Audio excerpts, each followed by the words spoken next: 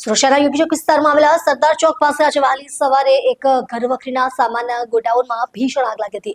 આ અગ્નિકાંડમાં મોટા પ્રમાણમાં સામાન બળીને ખાખ થઈ ગયો હોવાના સમાચાર જાણવા મળ્યા છે. ફાયર ટીમે પાસેથી પ્રાપ્ત માહિતી મુજબ સવારે લગભગ 5:30 કલાકે આગ લાગી હતી, જે થોડી જ વારમાં વિકરાળ સ્વરૂપ ધારણ કરી ગોડાઉનમાં રાખવામાં આવેલું ફર્નિચર, ઇલેક્ટ્રોનિક સામાન અને અન્ય ઘરવખરીનો સ્ટોક આગની ઝપેટમાં આવી ગયો. સ્થાનિક લોકોએ તાત્કાલિક ફાયર બ્રિગેડને જાણ કરી હતી. ફાયર વિભાગની 4 ગાડીઓ ઘટનાસ્થળે પહોંચી અને કલાકો સુધી મહેનત કરીને આગ પર કાબૂ મેળવ્યો. આગ એટલી ભયંકર હતી કે આસપાસના વિસ્તારમાં ધુમાડાનો ગાઢો પડછાયો ફેલાઈ ગયો, જેના કારણે રાહદારીઓ અને વાહન ચાલકોમાં અફરાતફરી મચી ગઈ.